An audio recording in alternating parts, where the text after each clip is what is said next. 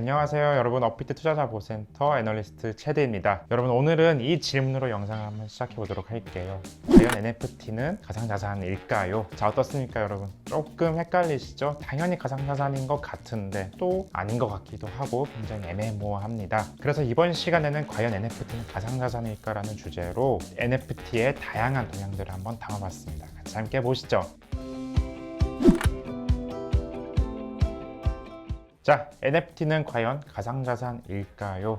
먼저 NFT의 정의부터 함께 보시죠. NFT는 Non-Fungible Token, 우리말로 하면 대체 불가능한 토큰을 의미합니다. 별도의 고유 인식값이 부여가 되다 보니까 비트코인, 이더리움과는 달리 대체 불가능하단 말이에요. 그래서 우리나라 특근법 제2조 3호를 보면 가상자산이란 경제적 가치를 지닌 것으로서 전자적으로 거래가 되거나 이전이 되는 전자적 증표를 의미한다라고 되어 있습니다. 그러니까 일단 경제적 가치를 가져야 되고 거래도 되면서 이전도 돼야 되는데, 따지고 보면 모든 NFT가 여기에 속하는 건 또 아니란 말이죠. 그래서 작년 말 금융위원회는 NFT는 일반적으로 가상자산이 아닌데 다만 결제나 투자 수단으로 쓰일 때는 가상자산에 포함될 수 있다라면서 밝힌 바가 있습니다. 아니긴 아닌데 약간의 여지를 남겼다라고 보시면 좋을 것 같아요. 자, 결제라는 것은 결국 화폐의 기능이죠. NFT를 통해서 무언가를 살 때 이거는 NFT는 가상자산에 해당될 수가 있습니다. 또 투자 목적이라는 것이 상당히 애매모호하죠. 대표적인 게 그림일 수가 있는데, 내가 좋아하는 작가 그림을 샀는데 이게 시간이 지나고 보니까 가격이 올랐어요. 그러면은 투자 목적이 아니냐라고 또 볼 수가 있는 거거든요. 상당히 애매모호하고 좀 해석하기 나름인 상황이다라고 볼 수 있겠습니다. 자, 다른 나라 사례를 한번 보죠. 국제 자금 세탁 방지 기구 FATF라는 곳에서는 기본적으로 NFT가 가상자산에 해당하지 않는다라고 발표를 했습니다. 이 FATF가 제정한 자금 세탁과 테러 자금 방지 조달에 대한 권고사항은 180여 개국에 적용이 되고 있어요. 국제 기준으로 채택이 되고 있는데, 자금 세탁 그리고 테러 자금을 좀 효과적으로 대처하기 위해서 각국의 사법제도, 금융 시스템 및 규제, 그리고 국제 협력 등에 대한 가이드라인이 바로 이곳에서 만들어집니다. 결론적으로 FATF에서도 NFT를 가상자산 범위에 해당하지 않는다라고 일단 발표를 한 상황인데요. 조항 중에 보시면 가상자산은 이제 대체 가능한, 즉 펀저블한 자산만 다룬다라는 조항이 있거든요. 그런데 NFT는 당연히 논-펀저블이니까 여기에 해당이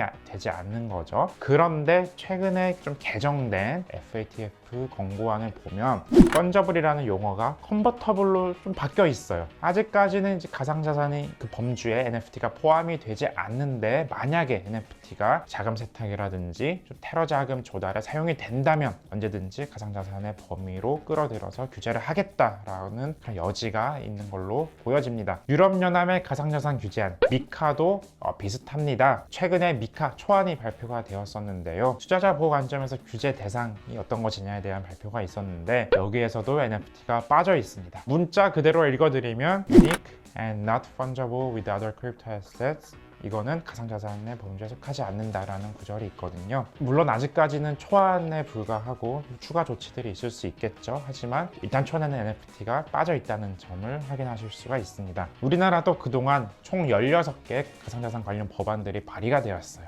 이번 국민의힘 윤창현 의원님이 발의한 디지털 자산 시장의 공정성 회복과 안심 거래 환경 조성을 위한 법률안, 여기에 금융위 검토위원을 보면은 여기서도 디지털 자산에 NFT를 포함하는 것은 좀 수용 곤란하다라는 의견이 있습니다. 그러니까 아직까지 NFT에 대한 정의가, 뚜렷한 정의가 부재하고 좀 불명확하고 모호하기 때문인 것으로 보여지는데요. 그렇다면 왜 NFT가 가상자산에 포함되는 게 그렇게도 중요할까요? 크게 두 가지 이유가 있다고 생각을 합니다. 먼저 NFT가 가상자산에 해당이 된다면 사업자 관점에서는 금융당국의 신고가 필요합니다. NFT 영업으로 뭐 거래를 하거나 중개를 하거나 이런 영업 활동을 한다면 특근법상으로 각종 의무를 질 수밖에 없어요. 그리고 소득세법에 따라서 기타 소득으로 과세 대상이 될 수가 있습니다. 자, 현행 세법에 따르면 내년 1월 1일부터 가상자산도 과세 대상이 되는 거죠. 물론 정부가 올해 6월에 과세를 2년 유예한다고 발표를 한 바가 있습니다. 하지만 이 세법 개정이 필요한 부분이거든요. 근데 아직까지 국회에서는 통과가 되지 않고 있습니다. 최근 유예에 대한 정부의 입장은 변함없다라면서 발표를 하기는 했습니다만, 앞으로는 국회에 이